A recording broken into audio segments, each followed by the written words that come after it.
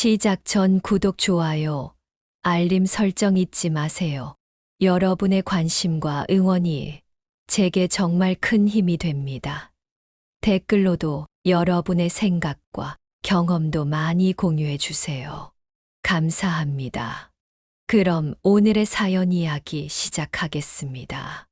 이른을 넘긴 내 눈에도 새벽은 여전히 아름다웠다. 흐린 하늘 아래 어둠이 채 물러가지 않은 시간, 낡은 손수레를 끌며 고요한 골목길을 걸었다. 수십 년간 함께한 이 손수레는 마치 나의 일부처럼 삐걱거리는 소리로 내 존재를 알렸다.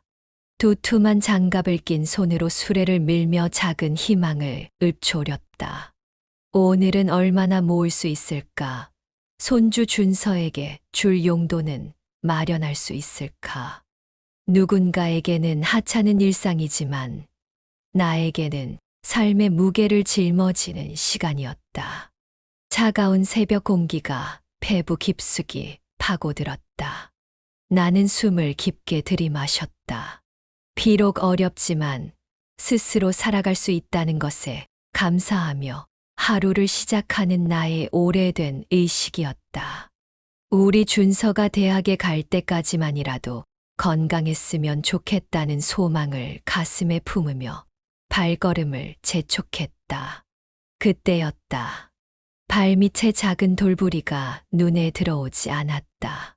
순간 손수레가 휘청이더니 균형을 잃고 옆으로 기울었다. 심장이 멎는 듯한 순간 쾅, 폐지 뭉치가 바닥으로 흩어졌고 손수레의 바퀴가 주차된 차를 스치고 말았다. 그것도 아무 차가 아닌 번쩍이는 검은색 람보르기니였다. 반짝이는 차체 위로 선명한 스크래치가 그어진 것이 보였다. 나의 심장은 마구 뛰기 시작했다. 얼어붙은 발, 떨리는 손, 말라붙은 입술을 달싹이며 차의 손상을 살폈다.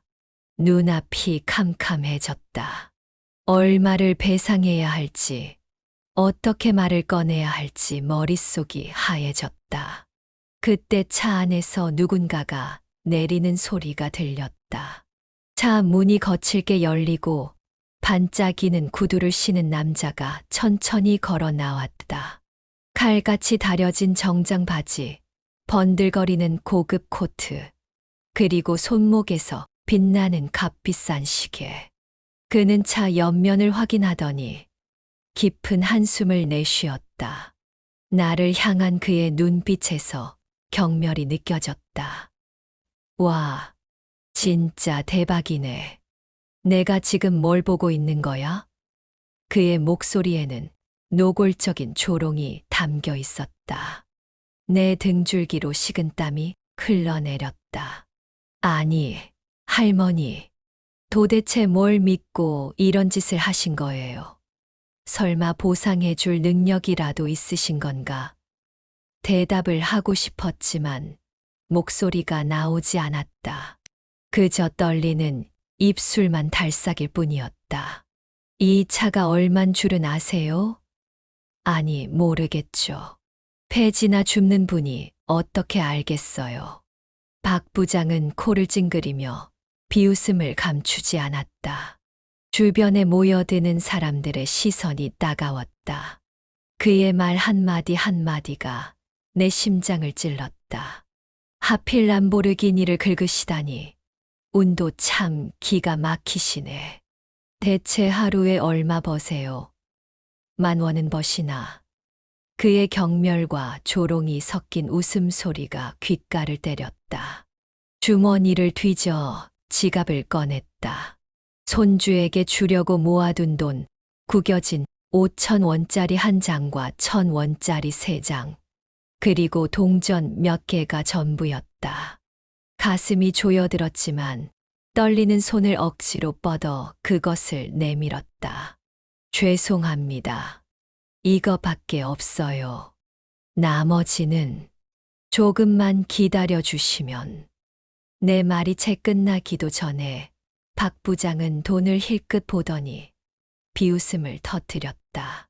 그것은 웃음이 아닌 노골적인 모욕이었다. 하하하, 이게 뭐예요? 5,000원이랑 1,000원 몇 장, 동전까지. 이걸로 내 람보르기니를 고치겠다고요? 아니, 이건 진짜 너무하네. 골목길 여기저기에서 사람들이 모여들었다.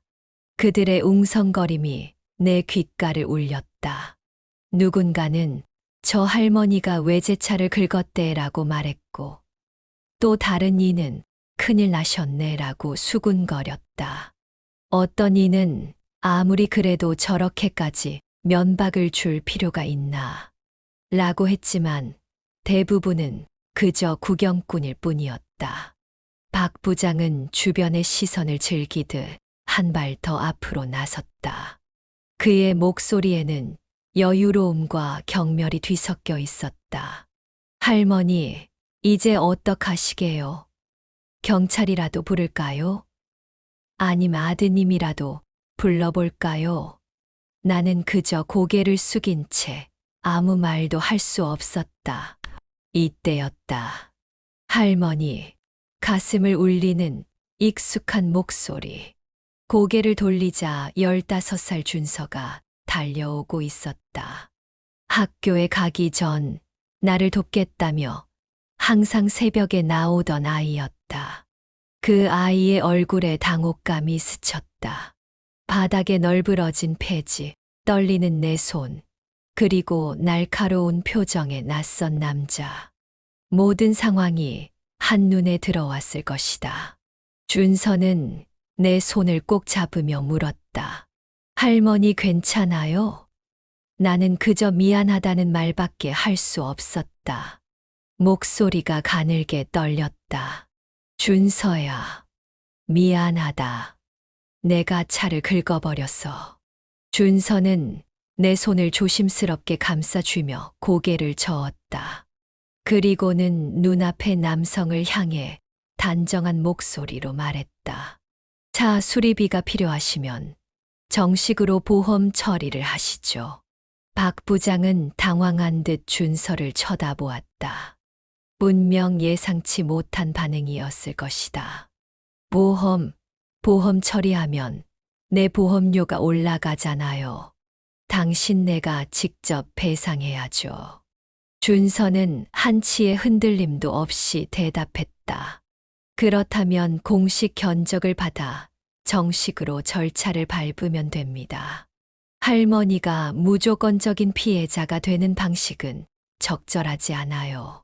어른스럽고 조리 있는 말이었다. 박 부장은 입을 다물었다. 주변 사람들 사이에서 작은 웅성거림이 들려왔다. 준서는 박 부장을 똑바로 바라보며 덧붙였다. 그리고 방금 하신 말씀. 지레 할머니께 그런 식으로 모욕적인 말을 할 이유가 있습니까? 나는 그런 손자를 바라보며 눈시울이 뜨거워졌다. 작지만 강한 의지가 담긴 그 손이 내 손을 꼭 잡고 있었다. 이제야 알 것 같았다. 이 아이가 자신의 할머니를 지키고자 이 자리에 선 것이란 걸. 그 순간 내 심장은 두려움 대신 따뜻한 무언가로 채워지기 시작했다. 나는 조용히 손을 모았다. 박 부장의 조롱과 주변의 시선이 따갑게 느껴졌지만 문득 오래전 기억이 밀물처럼 밀려왔다. 떨리는 손으로 구겨진 지폐를 내밀던 그 순간 나 자신이 이토록 초라하게 느껴진 적이 있었을까. 그러나 더 가슴을 파고드는 아픔은 내 손자가 이런 모습을 지켜보고 있다는 사실이었다. 자랑스러운 할머니가 되고 싶었는데 준서 앞에서 이렇게 초라해지는 내 모습이 견딜 수 없었다. 할머니는 약한 사람이 아니야. 어디선가 어린 준서의 목소리가 들려왔다. 마음속 깊이 묻어두었던 과거의 목소리였다. 내가 처음 폐지를 주우러 나간 날, 준서가 내게 했던 말이었다. 남편이 세상을 떠난 후 나는 폐지를 줍기 시작했다. 그 전에는 동네에 어귀의 작은 분식집을 운영했었다.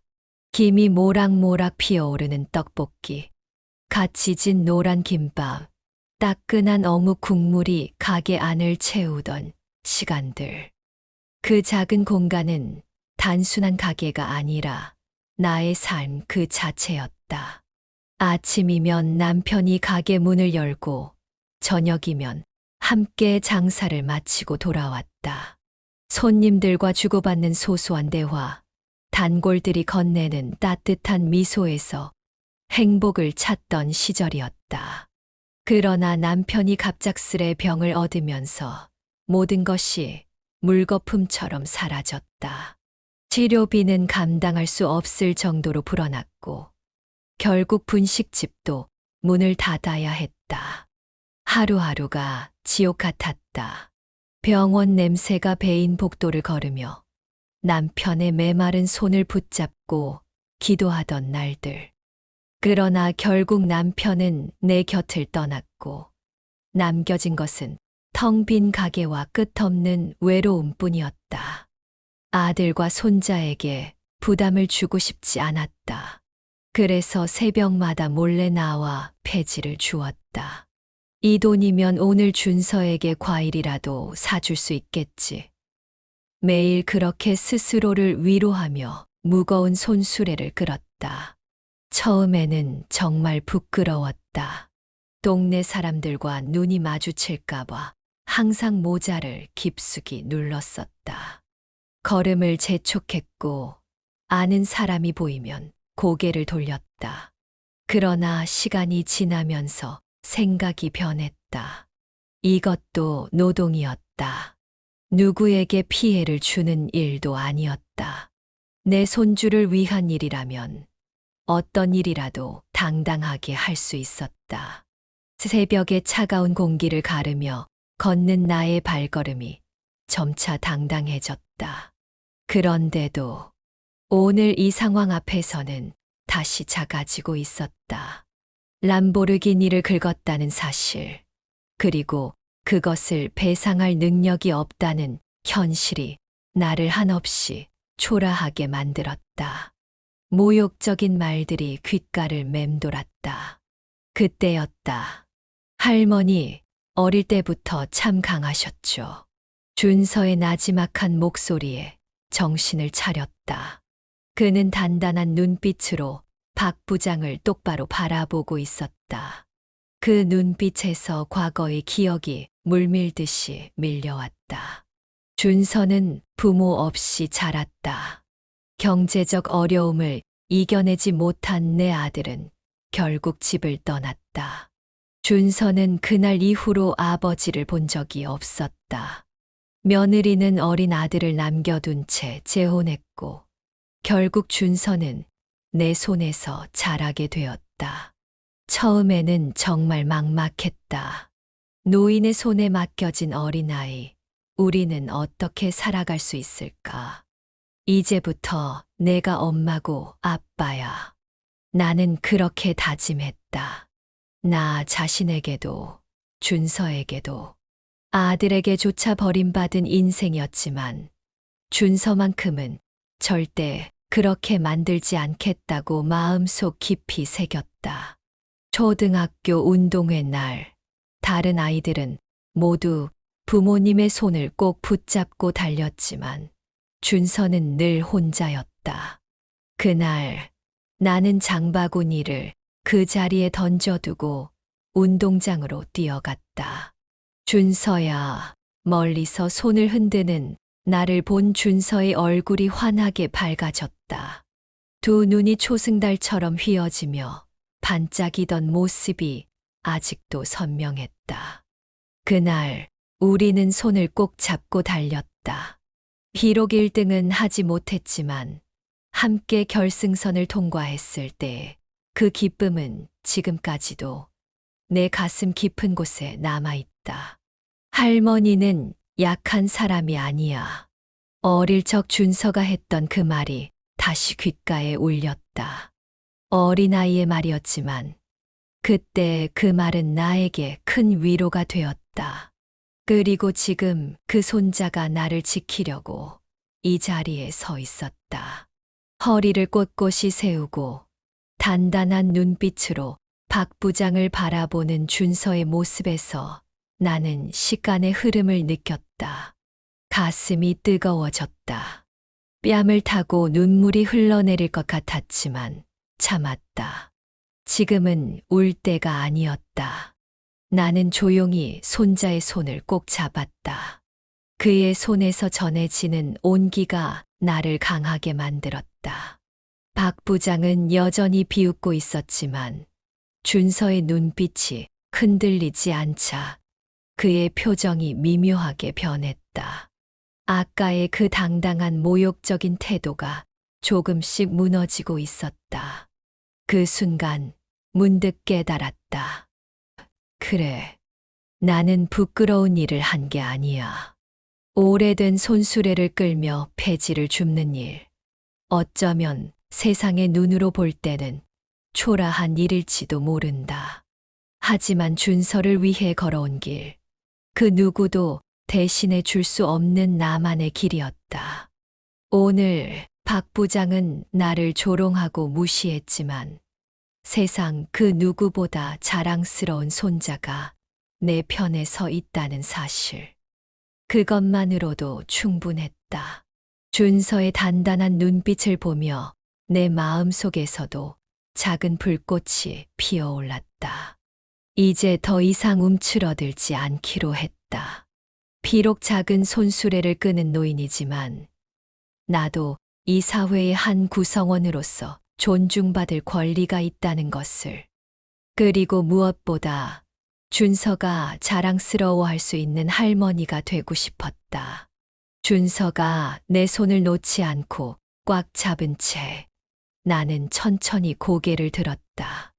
오랜만에 느끼는 이 당당함이 낯설면서도 익숙했다.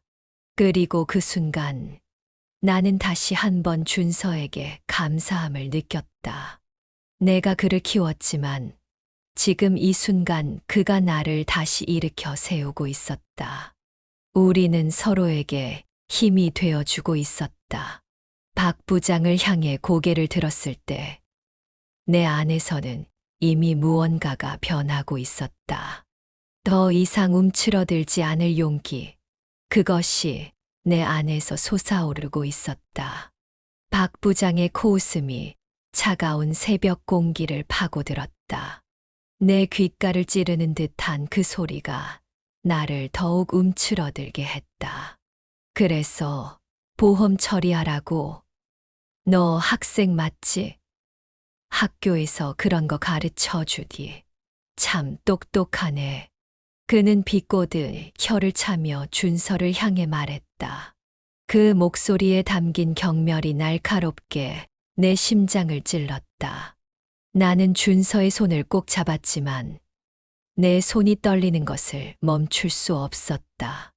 근데 말야, 난 그런 귀찮은 거 싫어해. 시간 낭비잖아. 할머니가 긁어놓고 왜 내가 불편을 감수해야 돼? 박 부장은 한 발 앞으로 다가오며 일부러 과장된 한숨을 내쉬었다. 그 숨결이 마치 내 얼굴을 때리는 것 같았다. 그는 더 가까이 다가와 마치 어린아이를 대하듯 천천히, 그러나 가시처럼 날카로운 말을 이어갔다. 아, 나 진짜 한심해서 못 보겠네. 아니, 할머니, 이렇게까지 살아야겠어요? 이제 나이도 있으신데 그냥 집에 가서 손자 밥이나 해주시지. 뭐 하러 길거리를 쏘다녀요. 그 말에 내 손끝이 파르르 떨렸다. 마치 누군가가 내 가슴을 칼로 쑤시는 듯한 통증이 밀려왔다. 숨이 턱 막혔다. 길거리를 쏘다닌다는 표현, 그것은 내 삶 전체를 부정하는 말이었다. 수십 년을 버텨온 시간, 준서를 위해 참고 견뎌온 세월이 한순간에 무의미해지는 것 같았다. 그리고 말이야, 박 부장은 슬쩍 주변을 둘러보았다. 구경꾼들의 시선이 자신에게 집중되는 걸 확인하곤 더욱 목소리를 키웠다. 그의 눈에서 어떤 교활한 빛이 번뜩였다. 솔직히 이거 고의 아니에요. 그 말이 마치 폭탄처럼 터졌다. 주변이 술렁였다. 뭐, 고의라고. 에이, 설마. 근데 저 할머니 일부러 차를 건드린 거 아니야? 사람들의 수군거림이 바람을 타고 전해졌다. 내 귀에 생생하게 들렸다. 나는 믿을 수 없다는 표정으로 박 부장을 바라보았다. 고의라니, 어떻게 그런 말을 할 수 있을까? 나는 그저 숨도 제대로 쉴 수 없었다. 아니, 내가 틀렸어요? 폐지 줍는 분들, 돈 필요하면 별짓 다 하잖아. 길거리에서 일부러 부딪혀서 돈 뜯는 경우 많다던데. 그의 말 한마디 한마디가 가슴을 찢어 놓았다. 구경꾼들 사이에서 웅성거림이 점점 커졌다. 요즘 그런 사람 많대. 사고 난 척하고 돈 뜯어가는 거. 에이, 할머니가 그러겠어. 근데 솔직히 저 차 긁으면 수리비 엄청 나올 텐데. 저 돈으로는 택도 없고. 나는 숨이 턱 막혔다. 두 손을 꼭 움켜쥐었지만 손가락 끝이 새하얗게 변하는 것도 느낄 수 없었다. 가슴 속에서 무엇인가 무너져 내리는 것 같았다. 내가 평생을 살아온 방식, 내가 지켜온 자존심, 그 모든 것이 이 순간 한 남자의 입에서 나온 말 몇 마디로 짓밟히고 있었다. 박 부장은 그런 나를 보며 입꼬리를 올렸다. 그 미소에는 승리와 경멸이 뒤섞여 있었다. 일에서 없는 사람들이 문제야. 자기 실수는 인정도 안 하고 당당하면 경찰 불러서 해결하자고 해보시든가요? 근데 경찰 오면 좀 곤란하실걸. 그는 음흉한 미소를 지으며 고개를 기울였다. 그 눈빛에서 나는 순간 무언가를 느꼈다. 그는 나를 무너뜨리는 것을 즐기고 있었다. 이것은 단순한 차 사고가 아니었다. 그에게는 약자를 짓밟는 쾌감을 주는 놀이였던 것이다. 이런 사고 났을 때 가해자가 고령이면 면허 없어도 과실 더 크게 잡히는 경우 많던데. 아, 면허가 없지. 차가 없으니까. 박 부장은 일부러 비웃는 듯한 웃음을 흘렸다. 그 웃음 소리가 새벽 공기를 가르며 나의 귓가를 파고들었다. 그 말에 담긴 의미, 내가 늙었다는 것, 가난하다는 것, 그것이 얼마나 죄스러운 일인 것처럼 말하는 그의 태도에 나는 차마 입을 떼지 못했다. 말이 나오지 않았다. 숨만 가쁘게 몰아쉬었다. 그때 손자 준서가 내 손을 꼭 잡았다. 그의 손에서 온기가 전해졌다. 할머니, 괜찮아요. 이 목소리. 언제나 나를 지켜주려 했던 그 따뜻한 목소리. 하지만 준서의 얼굴에는 따뜻함만이 아니라 분노도 서려 있었다. 그의 눈빛이 달라졌다. 그것은 더 이상 어린아이의 눈빛이 아니었다. 그는 무언가를 결심한 듯 단단한 표정으로 한 걸음 앞으로 나섰다. 박 부장님. 박 부장은 준서를 위아래로 훑었다. 그의 눈빛에는 여전히 경멸이 서려 있었다. 뭐야, 학생. 이제 변호사라도 된 기분이야. 준서는 침착하게 말을 이었다. 그의 목소리는 떨리지 않았다. 맑고 또렷했다. 지금 명백한 명예훼손과 모욕을 하셨습니다. 할머니가 일부러 사고를 냈다는 근거 없는 주장을 하셨죠. 박 부장은 피식 웃으며 팔짱을 꼈다. 그러나 그 웃음 속에 어딘가 불편한 기색이 감돌았다. 명예훼손, 모욕, 학생, 교과서에서 배운 거 다 써먹고 싶어. 귀엽네. 귀엽고 말고가 아니죠. 준서는 눈을 똑바로 마주쳤다. 그의 눈빛에서 나는 결연한 의지를 보았다. 이전에는 본 적 없는 강인함이었다. 저희가 원한다면 변호사를 통해 정식으로 소송을 걸 수도 있습니다. 지금 구경하시는 분들도 다 증인이 되실 거고요. 녹음도 다 되어 있죠. 박 부장의 얼굴에서 희미한 당혹감이 스쳤다. 그의 자신만만했던 표정이 살짝 흔들렸다. 뭐야, 녹음을 했다고? 준서는 대답하지 않았다. 그저 단단한 눈빛으로 박 부장을 바라볼 뿐이었다. 침묵이 오갔다. 그 침묵 속에서 무언가가 변하고 있었다. 힘의 균형이 미묘하게 달라지고 있었다. 그러자 박 부장은 한 걸음 다가오더니 준서를 내려다보며 낮은 목소리로 말했다. 그의 목소리에는 이제 노골적인 위협이 담겨 있었다. 학생, 잘 들어. 세상은 내가 생각하는 것처럼 공평하지 않아. 돈 있고 힘 있는 사람이 이기는 거야. 너희 같은 사람들은 그냥 조용히 물러나야 해. 그 말에 준서는 피식 웃었다.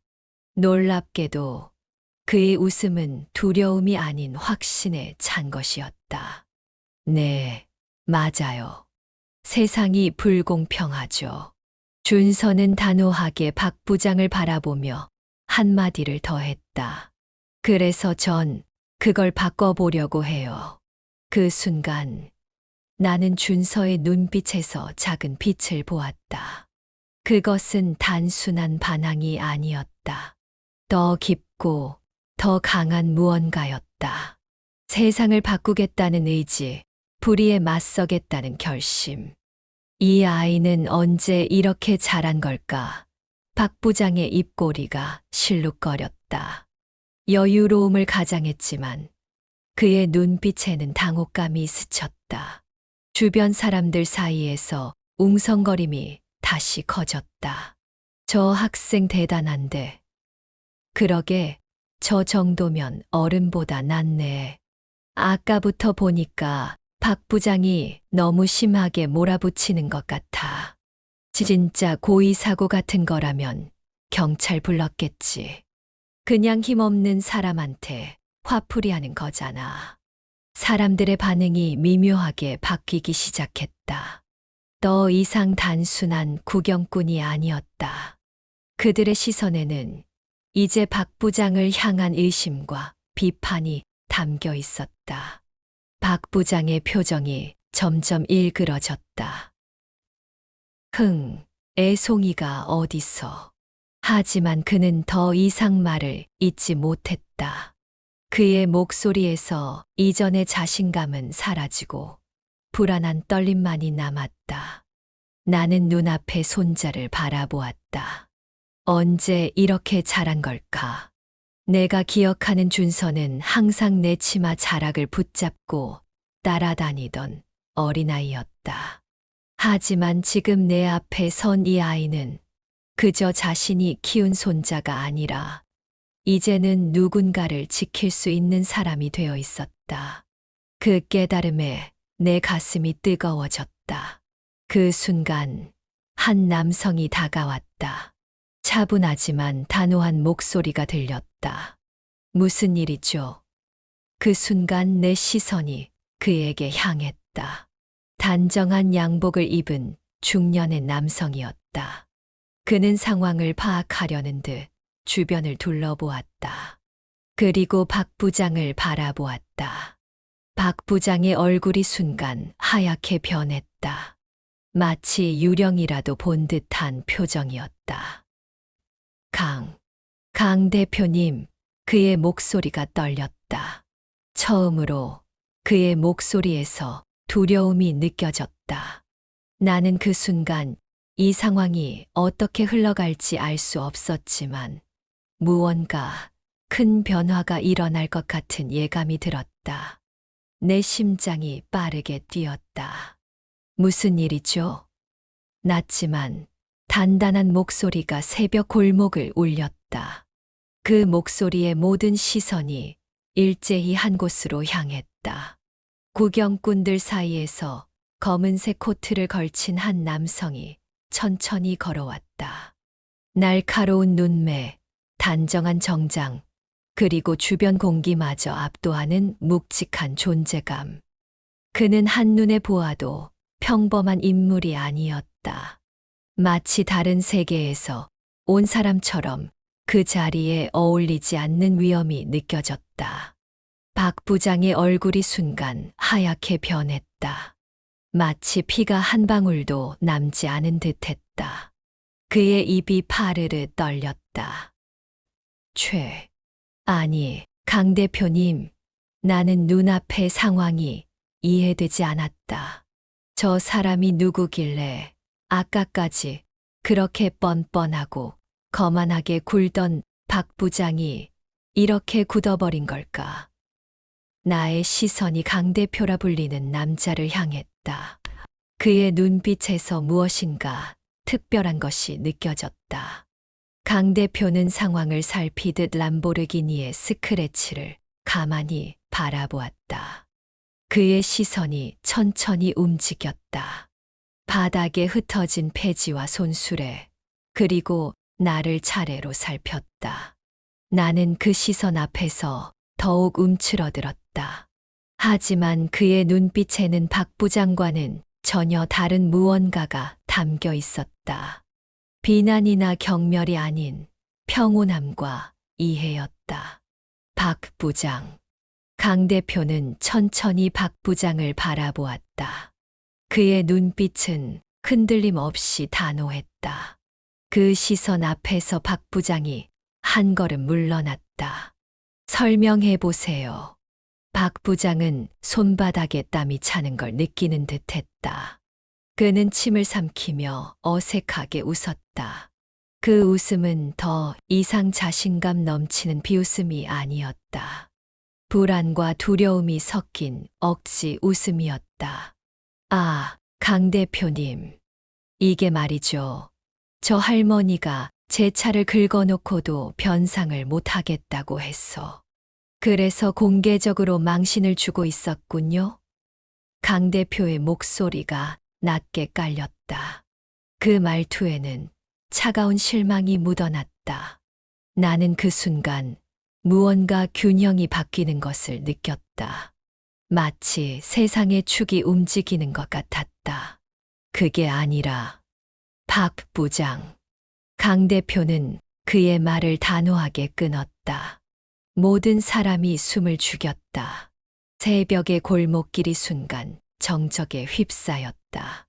이게 우리 회사 임원이 보여야 할 태도라고 생각합니까? 주변에서 다시 웅성거림이 일었다. 회사 임원이라고? 저 사람이 높은 사람인가 보네? 그러면 저 람보르기니도 회사 차인가? 사람들의 시선이 이제는 박 부장을 향해 바뀌고 있었다. 그것은 더 이상 단순한 호기심이 아니었다.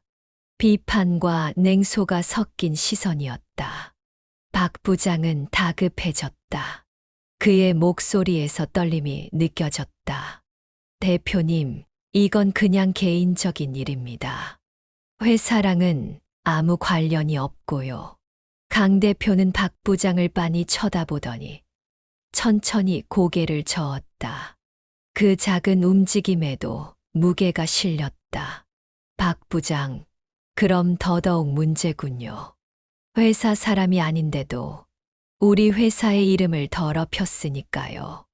박 부장은 아차 싶었다는 표정을 지었다.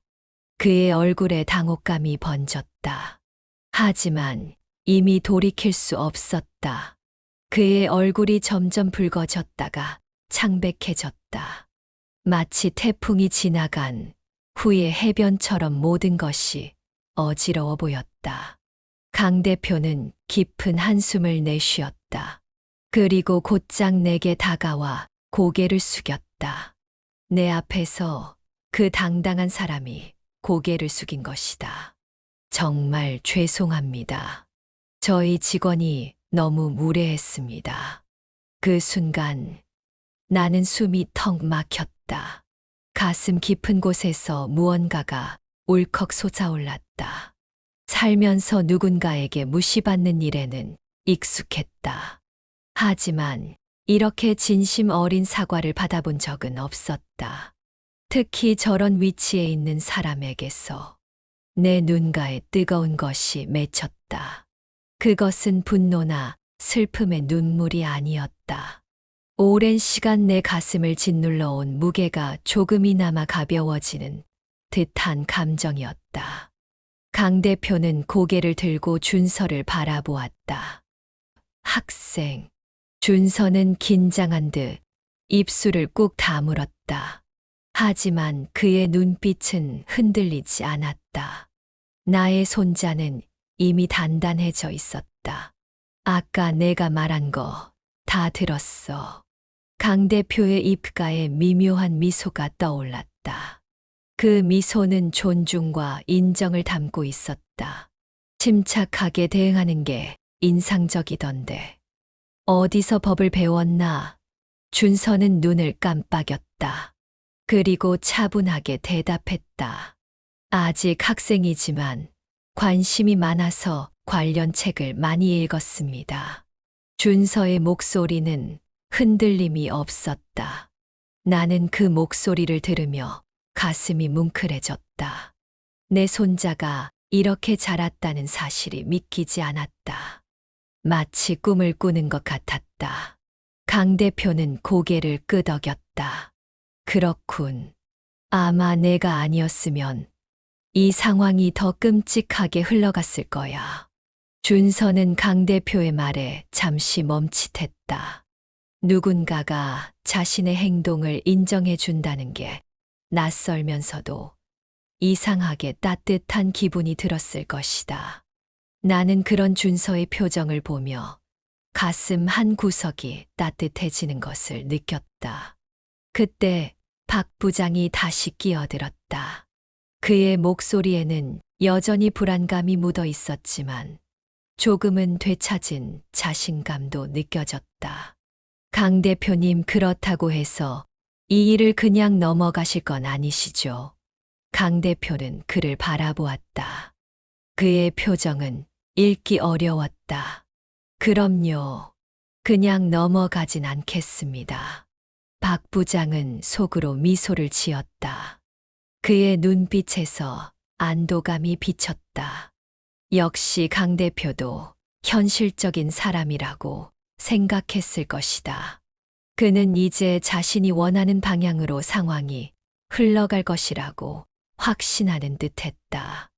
하지만 다음 순간 강 대표의 말이 박 부장의 기대를 산산조각냈다. 차 수리비는 내가 부담하겠습니다. 박 부장의 표정이 굳었다. 그의 입이 벌어졌다가 다물어졌다. 말이 나오지 않는 듯했다. 네, 대표님, 그건, 그리고 박 부장. 강 대표의 목소리가 차갑게 가라앉았다. 그 목소리에는 더 이상 타협의 여지가 없었다. 내일 아침 첫 일정으로 나랑 면담합시다. 박 부장의 얼굴이 새하얘졌다. 마치 귀신이라도 본 듯한 표정이었다. 그의 입술이 파르르 떨렸다. 대표님, 그게 무슨, 더 이상 변명은 필요 없습니다. 강 대표는 단호하게 말을 끊었다. 그의 눈빛에는 결단이 담겨 있었다. 회사 사람들을 이런 식으로 대하는 사람이 임원 자격이 있는지 곰곰이 생각해보죠. 박 부장은 할 말을 잃었다. 그의 얼굴에서 모든 혈색이 사라졌다. 주변의 시선이 모두 그에게로 쏠렸다. 그를 비웃던 구경꾼들의 시선이 이제는 조용한 냉소로 바뀌고 있었다. 힘없는 노인을 조롱하던 그가 이제는 자신의 약점을 드러낸 것이다. 나는 천천히 손자의 손을 꼭 잡았다. 그의 손은 따뜻했다. 마치 오랜 겨울을 지나 찾아온 봄날의 햇살 같았다. 이제야 안심이 되었다. 오늘은 이 아이 덕분에 지켜졌다. 준서는 내 손을 꼭 잡아주었다. 그 작은 손길에 담긴 강인함이 느껴졌다. 내가 평생 그를 지키려 했지만 지금은 그가 나를 지켜주고 있었다. 우리의 역할이 언제부터인가 바뀌어 있었다. 나는 그 깨달음에 가슴이 뭉클해졌다. 강 대표는 우리에게 다시 고개를 숙였다. 오늘 아침 불쾌한 일을 겪게 해드려 정말 죄송합니다. 차 수리는 걱정 마세요. 제가 모든 것을 해결하겠습니다. 그의 말에는 진심이 담겨 있었다.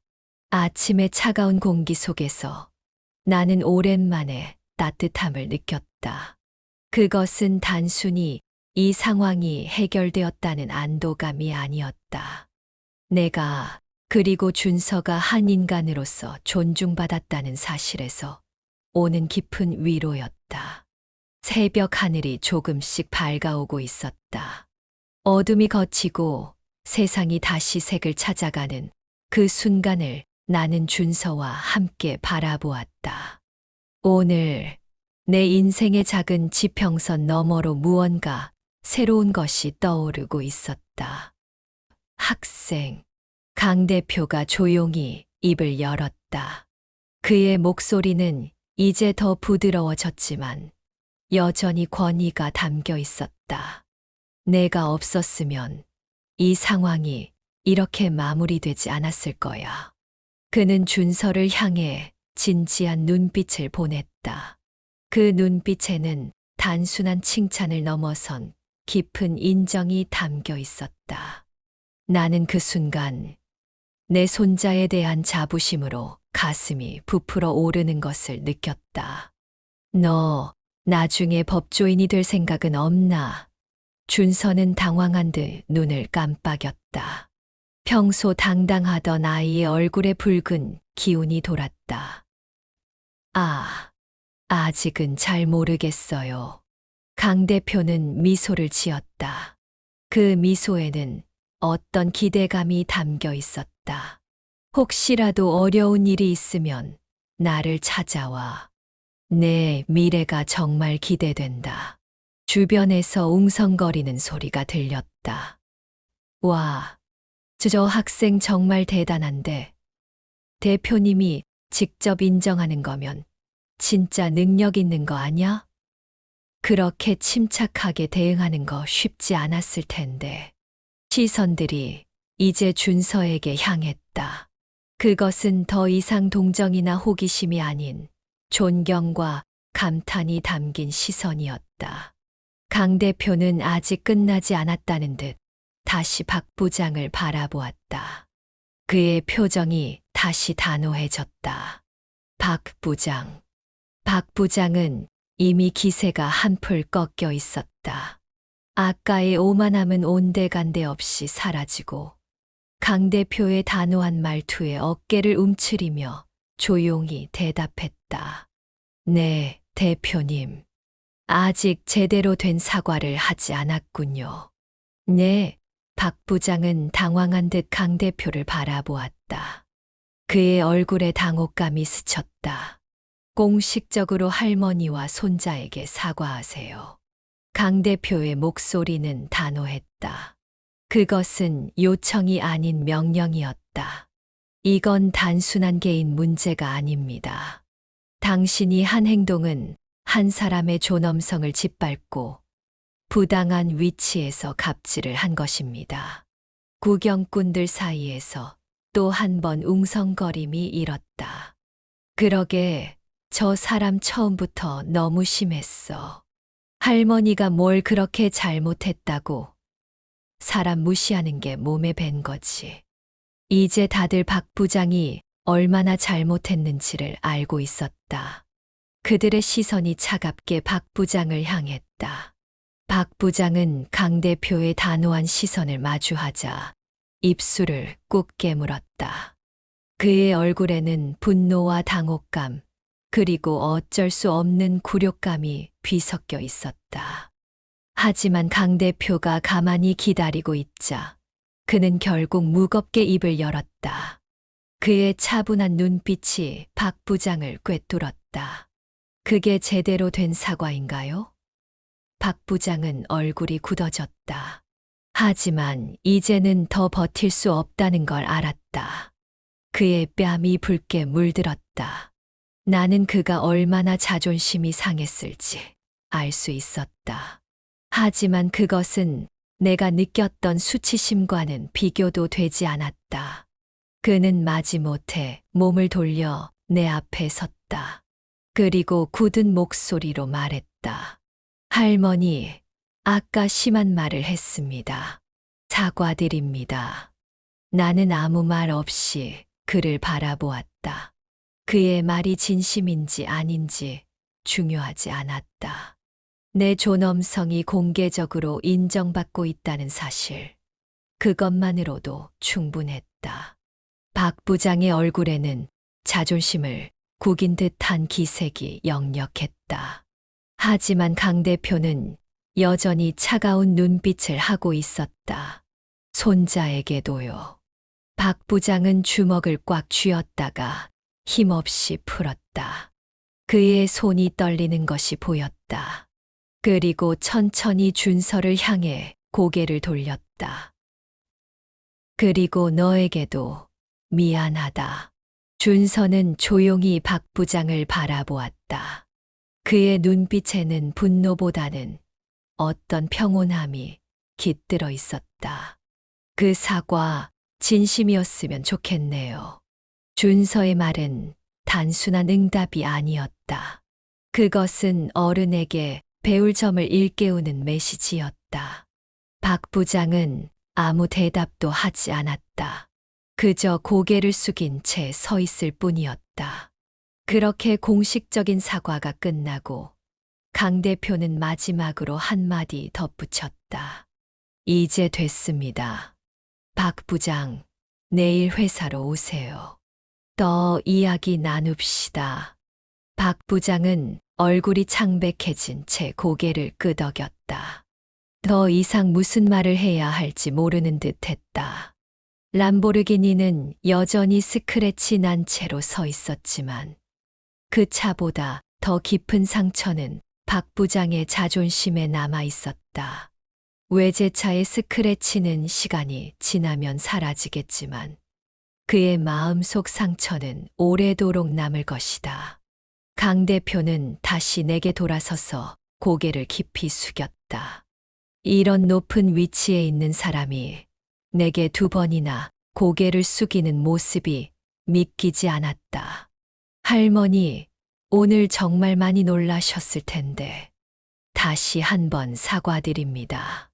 그리고 앞으로 저희 회사에서 지역 어르신들을 위한 프로그램을 운영할 예정인데 꼭 한번 참여해 주셨으면 합니다. 나는 얼떨떨한 표정으로 고개를 끄덕였다. 무슨 말을 해야 할지 몰랐다. 이런 상황이 처음이라 어색하기만 했다.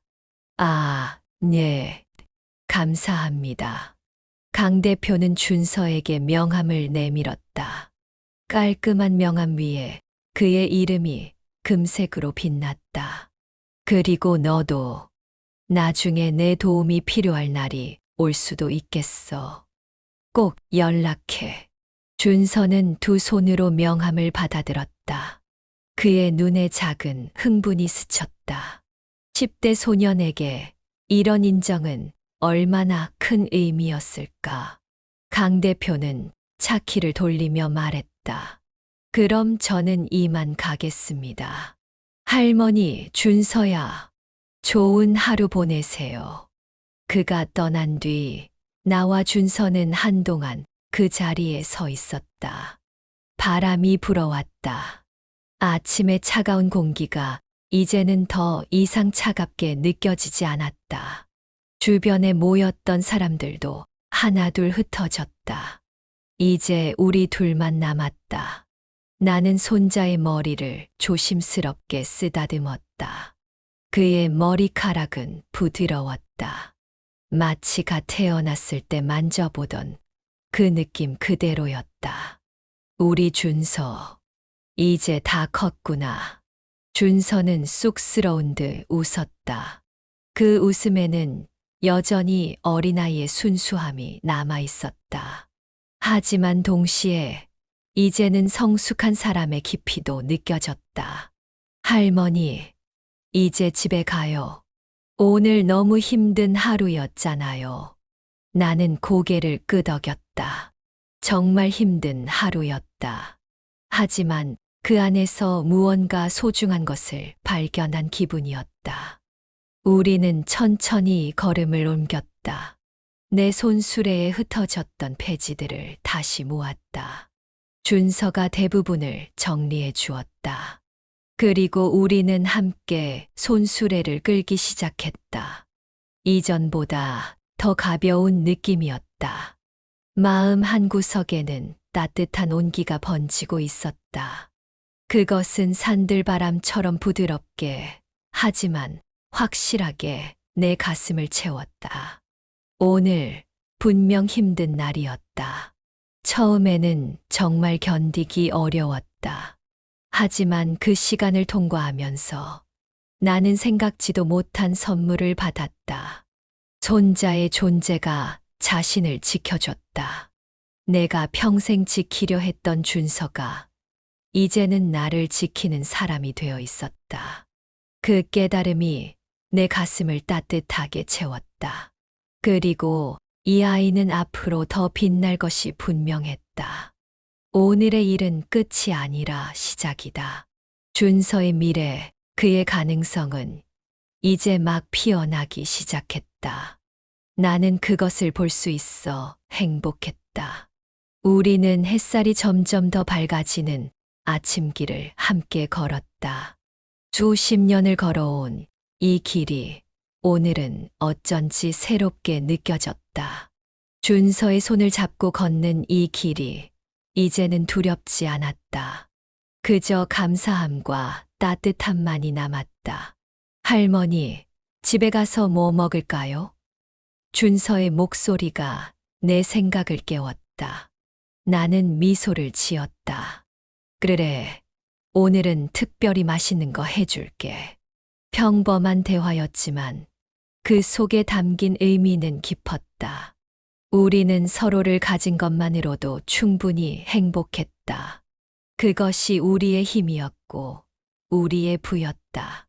아침 햇살이 우리의 길을 밝게 비추었다. 오늘부터 시작되는 새로운 하루, 새로운 삶을 향해 우리는 함께 걸어갔다.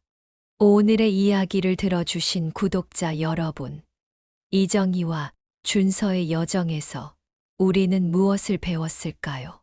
세상은 종종 약자에게 가혹합니다. 폐지를 줍는 노인의 존엄성이 한순간에 무너질 수 있고, 권력과 돈을 가진 이들이 더 큰 목소리를 내는 불공정한 현실이 있습니다. 하지만 우리가 기억해야 할 것은 단 한 사람의 용기 있는 목소리가 이 불공정한 균형을 깨뜨릴 수 있다는 사실입니다. 준서는 할머니를 지키기 위해 자신의 목소리를 냈습니다. 그의 당당함은 단순한 반항이 아니라 정의에 대한 믿음이었습니다. 그리고 강 대표는 우리에게 권력이란 약자를 억누르는 도구가 아닌 그들을 보호하고 올바른 방향으로 이끄는 책임감임을 보여주었습니다. 세대를 넘어선 사랑, 불의에 굴하지 않는 용기, 그리고 진정한 리더십의 의미 작은 골목길의 이야기가 여러분의 마음속에 작은 울림을 남기길 바랍니다. 때로는 우리가 지켜온 이들이 우리를 지키는 순간이 옵니다. 그리고 그 순간에 우리는 삶의 가장 큰 선물을 받는 것인지도 모릅니다. 여러분의 하루에도 따뜻한 빛이 함께하길 바랍니다. 이처럼 삶은 때론 새로운 선택과 용기를 요구합니다. 이 이야기와 같은 순간을 더 만나고 싶다면 좋아요와 구독, 알림 설정을 부탁드립니다. 여러분의 응원이 큰 힘이 됩니다.